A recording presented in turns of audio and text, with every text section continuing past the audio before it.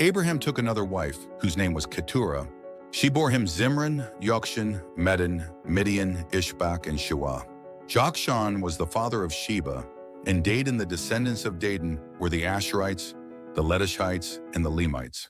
The sons of Midian were Ephah, Epher, Hanok, Abida, and Eldah. All these were descendants of Keturah. Abraham left everything he owned to Isaac. But while he was still living, he gave gifts to the sons of his concubines and sent them away from his son Isaac to the land of the east. Altogether, Abraham lived 175 years. Then Abraham breathed his last and died at a good old age, an old man and full of years, and he was gathered to his people. His sons Isaac and Ishmael buried him in the cave of Machpelah near Mamre, in the field of Ephron son of Zohar the Hittite, the field Abraham had bought from the Hittites. There Abraham was buried with his wife Sarah. After Abraham's death, God blessed his son Isaac, who then lived near Beer-lahai-roi. This is the account of Abraham's son Ishmael, whom Sarah's maidservant, Hagar the Egyptian, bore to Abraham. These are the names of the sons of Ishmael, listed in the order of their birth: Nebaioth, the firstborn of Ishmael, Kedar, Adbil, Mibsam, Mishma, Dumah, Massa, Hadad, Tema, Jetur, Naphish, and Kedemah. These were the sons of Ishmael, and these are the names of the 12 tribal rulers according to their settlements and camps. Altogether, Ishmael lived 137 years. He breathed his last and died, and he was gathered to his people. His descendants settled in the area from Havilah to Shur, near the border of Egypt, as you go toward Asher. And they lived in hostility toward all their brothers. This is the account of Abraham's son Isaac. Abraham became the father of Isaac, and Isaac was 40 years old when he married Rebekah, daughter of Bethuel, the Aramean from Paddan Aram, and sister of Laban, the Aramean. Isaac prayed to the Lord on behalf of his wife, because she was barren. The Lord answered his prayer, and his wife Rebekah became pregnant. The babies jostled each other within her, and she said, "Why is this happening to me?" So she went to inquire of the Lord. The Lord said to her, "Two nations are in your womb, and two peoples from within. You will be separated. One people will be stronger than the other, and the older will serve the younger." When the time came for her to give birth, there were twin boys in her womb. The first to come out was red, and his whole body was like a hairy garment, so they named him Esau. After this, his brother came out, with his hand grasping Esau's heel, so he was named Jacob. Isaac was 60 years old when Rebekah gave birth to them. The boys grew up, and Esau became a skillful hunter, a man of the open country, while Jacob was a quiet man, staying among the tents. Isaac, who had a taste for wild game, loved Esau, but Rebekah loved Jacob.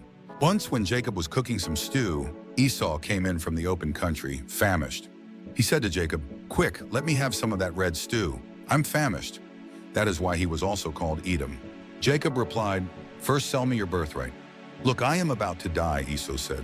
"What good is the birthright to me?" But Jacob said, "Swear to me first."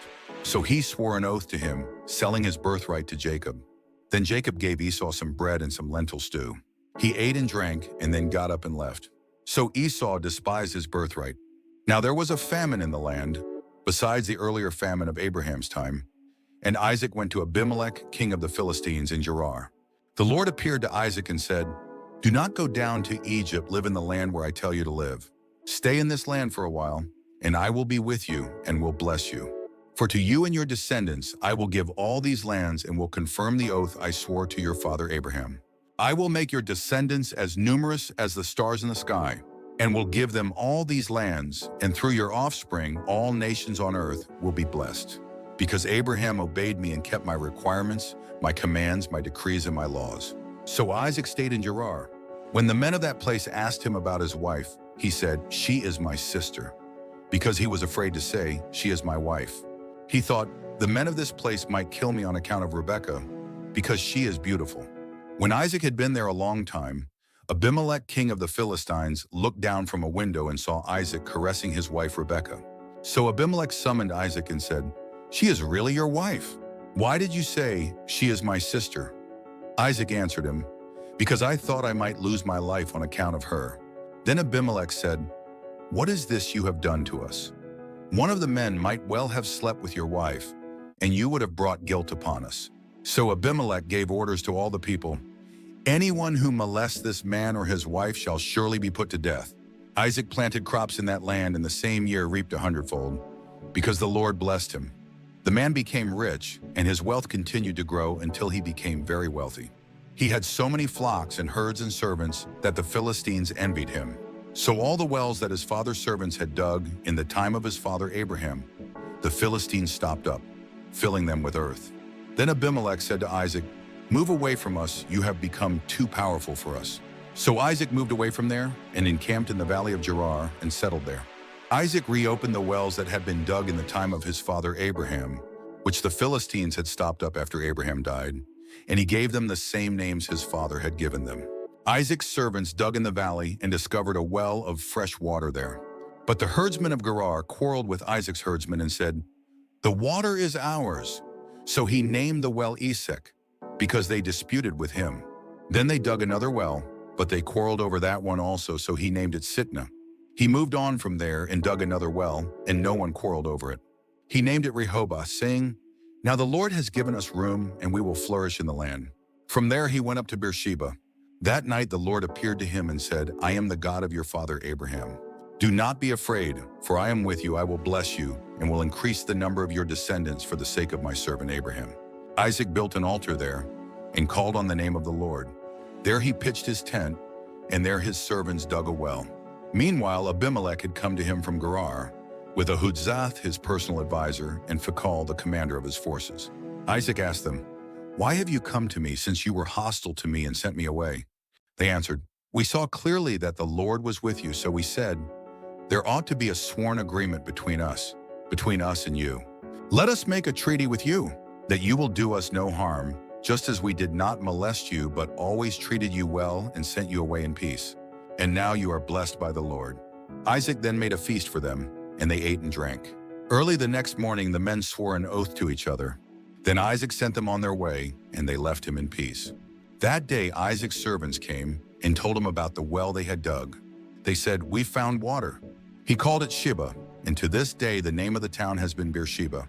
When Esau was 40 years old, he married Judith, daughter of Beri the Hittite, and also Basmath, daughter of Elon the Hittite.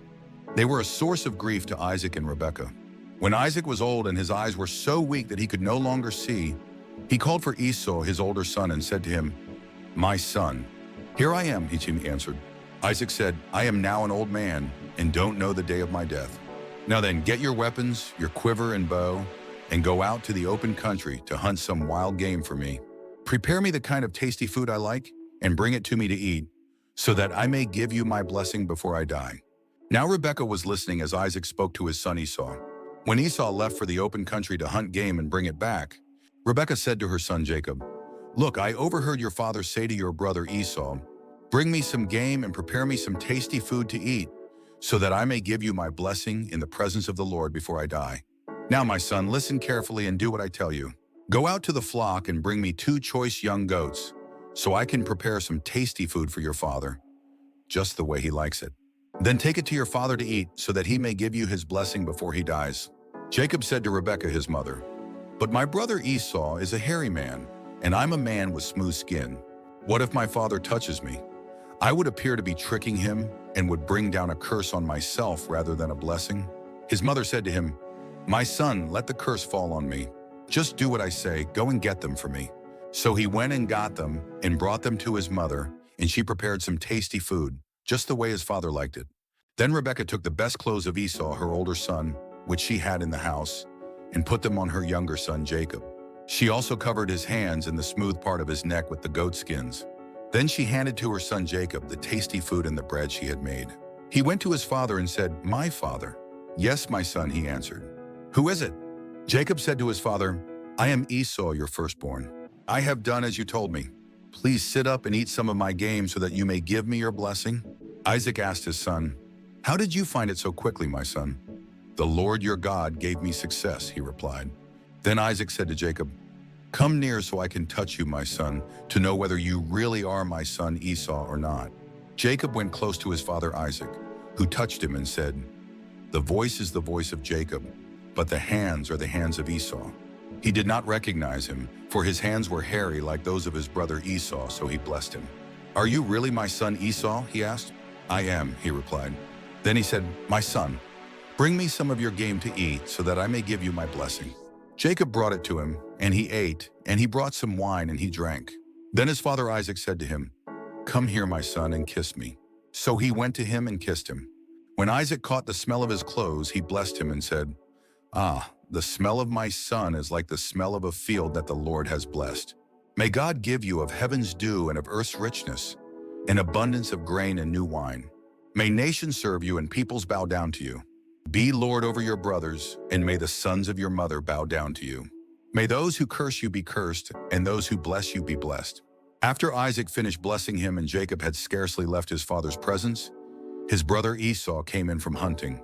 He too prepared some tasty food and brought it to his father. Then he said to him, "My father, sit up and eat some of my game, so that you may give me your blessing."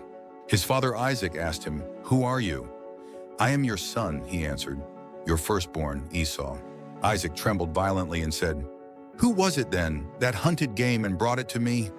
I ate it just before you came, and I blessed him, and indeed he will be blessed." When Esau heard his father's words, he burst out with a loud and bitter cry and said to his father, "Bless me, me too, my father." But he said, "And your brother came deceitfully and took your blessing." Esau said, "Isn't he rightly named Jacob? He has deceived me these 2 times. He took my birthright, and now he's taken my blessing." Then he asked, "Haven't you reserved any blessing for me?" Isaac answered Esau, "I have made him lord over you, and have made all his relatives his servants, and I have sustained him with grain and new wine. So what can I possibly do for you, my son?" Esau said to his father, "Do you have only one blessing, my father? Bless me too, my father." Then Esau wept aloud. His father Isaac answered him, "Your dwelling will be away from the earth's richness, away from the dew of heaven above. You will live by the sword, and you will serve your brother. But when you grow restless, you will throw his yoke from off your neck." Esau held a grudge against Jacob because of the blessing his father had given him. He said to himself, "The days of mourning for my father are near, then I will kill my brother Jacob." When Rebekah was told what her older son Esau had said, she sent for her younger son, Jacob, and said to him, "Your brother Esau is consoling himself with the thought of killing you. Now then, my son, do what I say, flee at once to my brother Laban in Haran. Stay with him for a while until your brother's fury subsides. When your brother is no longer angry with you and forgets what you did to him, I'll send word for you to come back from there. Why should I lose both of you in one day?" Then Rebekah said to Isaac, "I'm disgusted with living because of these Hittite women.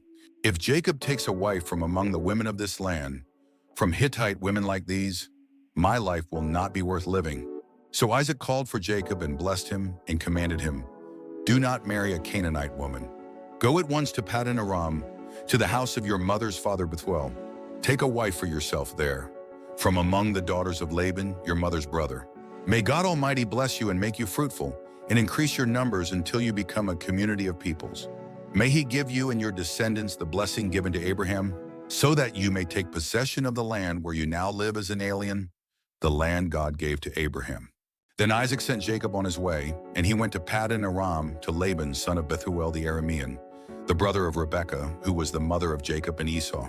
Now Esau learned that Isaac had blessed Jacob and had sent him to Paddan Aram to take a wife from there, and that when he blessed him, he commanded him, "Do not marry a Canaanite woman," and that Jacob had obeyed his father and mother and had gone to Paddan Aram. Esau then realized how displeasing the Canaanite women were to his father Isaac. So he went to Ishmael and married Mahalath, the sister of Nebaioth and daughter of Ishmael, son of Abraham, in addition to the wives he already had. Jacob left Beersheba and set out for Haran. When he reached a certain place, he stopped for the night because the sun had set. Taking one of the stones there, he put it under his head and lay down to sleep. He had a dream in which he saw a stairway resting on the earth, with its top reaching to heaven, and the angels of God were ascending and descending on it. There above it stood the Lord, and he said, "I am the Lord, the God of your father Abraham and the God of Isaac. I will give you and your descendants the land on which you are lying. Your descendants will be like the dust of the earth, and you will spread out to the west and to the east, to the north and to the south. All peoples on earth will be blessed through you and your offspring. I am with you and will watch over you wherever you go, and I will bring you back to this land. I will not leave you until I have done what I have promised you." When Jacob awoke from his sleep, he thought, "Surely the Lord is in this place, and I was not aware of it." He was afraid and said, "How awesome is this place! This is none other than the house of God. This is the gate of heaven." Early the next morning, Jacob took the stone he had placed under his head and set it up as a pillar and poured oil on top of it. He called that place Bethel, though the city used to be called Luz. Then Jacob made a vow, saying, "If God will be with me and will watch over me on this journey I'm taking, and will give me food to eat and clothes to wear, so that I return safely to my father's house, then the Lord will be my God.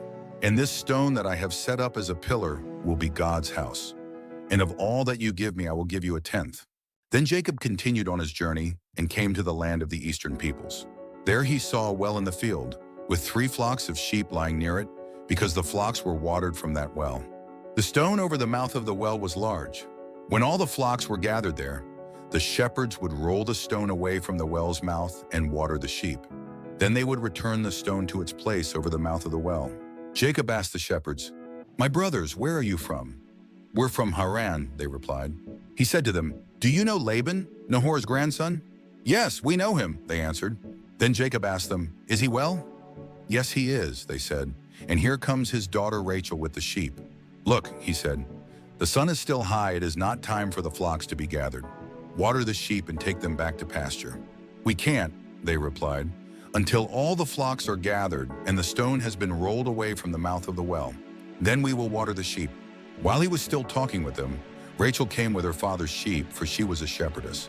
When Jacob saw Rachel, daughter of Laban, his mother's brother, and Laban's sheep, he went over and rolled the stone away from the mouth of the well and watered his uncle's sheep. Then Jacob kissed Rachel and began to weep aloud. He had told Rachel that he was a relative of her father and a son of Rebekah. So she ran and told her father. As soon as Laban heard the news about Jacob, his sister's son, he hurried to meet him. He embraced him and kissed him and brought him to his home, and there Jacob told him all these things. Then Laban said to him, "You are my own flesh and blood." After Jacob had stayed with him for a whole month, Laban said to him, "Just because you are a relative of mine, should you work for me for nothing? Tell me what your wages should be." Now Laban had 2 daughters. The name of the older was Leah, and the name of the younger was Rachel. Leah had weak eyes, but Rachel was lovely in form and beautiful. Jacob was in love with Rachel and said, "I'll work for you 7 years in return for your younger daughter Rachel." Laban said, "It's better that I give her to you than to some other man. Stay here with me." So Jacob served 7 years to get Rachel, but they seemed like only a few days to him because of his love for her. Then Jacob said to Laban, "Give me my wife. My time is completed, and I want to lie with her." So Laban brought together all the people of the place and gave a feast. But when evening came, he took his daughter Leah and gave her to Jacob, and Jacob lay with her. And Laban gave his servant girl Zilpah to his daughter as her maidservant. When morning came, there was Leah. So Jacob said to Laban, "What is this you have done to me? I served you for Rachel, didn't I? Why have you deceived me?" Laban replied, "It is not our custom here to give the younger daughter in marriage before the older one. Finish this daughter's bridal week, then we will give you the younger one also in return for another 7 years of work." And Jacob did so. He finished the week with Leah, and then Laban gave him his daughter Rachel to be his wife. Laban gave his servant girl Bilhah to his daughter Rachel as her maidservant. Jacob lay with Rachel also, and he loved Rachel more than Leah, and he worked for Laban another 7 years. When the Lord saw that Leah was not loved, he opened her womb, but Rachel was barren. Leah became pregnant and gave birth to a son. She named him Reuben, for she said, "It is because the Lord has seen my misery. Surely my husband will love me now." She conceived again, and when she gave birth to a son, she said, "Because the Lord heard that I am not loved, he gave me this one too." So she named him Simeon. Again she conceived, and when she gave birth to a son, she said, "Now at last my husband will become attached to me, because I have borne him 3 sons." So he was named Levi. She conceived again, and when she gave birth to a son, she said, "This time I will praise the Lord." So she named him Judah. Then she stopped having children. When Rachel saw that she was not bearing Jacob any children, she became jealous of her sister. So she said to Jacob, "Give me children, or I'll die." Jacob became angry with her and said, "Am I in the place of God, who has kept you from having children?" Then she said, "Here is Bilhah, my maidservant. Sleep with her so that she can bear children for me, and that through her I too can build a family." So she gave him her servant Bilhah as a wife. Jacob slept with her, and she became pregnant and bore him a son. Then Rachel said, "God has vindicated me. He has listened to my plea and given me a son." Because of this, she named him Dan. Rachel's servant Bilhah conceived again and bore Jacob a second son. Then Rachel said, I have had a great struggle with my sister, and I have won. So she named him Naphtali. When Leah saw that she had stopped having children, she took her maidservant Zilpah and gave her to Jacob as a wife. Leah's servant Zilpah bore Jacob a son. Then Leah said, What good fortune! So she named him Gad. Leah's servant Zilpah bore Jacob a second son. Then Leah said, How happy I am! The women will call me happy. So she named him Asher. During wheat harvest, Reuben went out into the fields and found some mandrake plants, which he brought to his mother Leah. Rachel said to Leah, Please give me some of your son's mandrakes. But she said to her, Wasn't it enough that you took away my husband? Will you take my son's mandrakes too? Very well. Rachel said, He can sleep with you tonight in return for your son's mandrakes. So when Jacob came in from the fields that evening, Leah went out to meet him. You must sleep with me, she said. I have hired you with my son's mandrakes. So he slept with her that night. God listened to Leah, and she became pregnant and bore Jacob a fifth son. Then Leah said, God has rewarded me for giving my maidservant to my husband. So she named him Issachar. Leah conceived again and bore Jacob a sixth son. Then Leah said, God has presented me with a precious gift. This time my husband will treat me with honor, because I have borne him six sons. So she named him Zebulun. Sometime later she gave birth to a daughter and named her Dinah. Then God remembered Rachel. He listened to her and opened her womb. She became pregnant and gave birth to a son and said, God has taken away my disgrace. She named him Joseph and said, May the Lord add to me another son. After Rachel gave birth to Joseph, Jacob said to Laban, Send me on my way so I can go back to my own homeland. Give me my wives and children, for whom I have served you, and I will be on my way. You know how much work I've done for you. But Laban said to him, If I have found favor in your eyes, please stay. I have learned by divination that the Lord has blessed me because of you. He added, Name your wages, and I will pay them. Jacob said to him, You know how I have worked for you and how your livestock has fared under my care. The little you had before I came has increased greatly, and the Lord has blessed you wherever I have been. But now when may I do something for my own household? What shall I give you? He asked. Don't give me anything, Jacob replied. But if you will do this one thing for me, I will go on tending your flocks and watching over them. Let me go through all your flocks today and remove from them every speckled or spotted sheep, every dark-colored lamb, and every spotted or speckled goat. They will be my wages, and my honesty will testify for me in the future, whenever you check on the wages you have paid me. Any goat in my possession that is not speckled or spotted, or any lamb that is not dark-colored, will be considered stolen. Agreed, said Laban. Let it be as you have said. That same day he removed all the male goats that were streaked or spotted, and all the speckled or spotted female goats, all that had white on them, and all the dark-colored lambs, and he placed them in the care of his sons. Then he put a 3-day journey between himself and Jacob, while Jacob continued to tend the rest of Laban's flocks. Jacob, however, took fresh-cut branches from poplar, almond, and plane trees, and made white stripes on them by peeling the bark and exposing the white inner wood of the branches. Then he placed the peeled branches in all the watering troughs so that they would be directly in front of the flocks when they came to drink. When the flocks were in heat and came to drink, they mated in front of the branches, and they bore young that were streaked or speckled or spotted. Jacob set apart the young of the flock by themselves, but made the rest face the streaked and dark-colored animals that belonged to Laban. Thus he made separate flocks for himself and did not put them with Laban's animals. Whenever the stronger females were in heat, Jacob would place the branches in the troughs in front of the animals so they would mate near the branches. But if the animals were weak, he would not place them there. So the weak animals went to Laban and the strong ones to Jacob. In this way the man grew exceedingly prosperous and came to own large flocks and maidservants and menservants and camels and donkeys. Your likes, subscriptions, and notifications are a huge support and help us create more videos.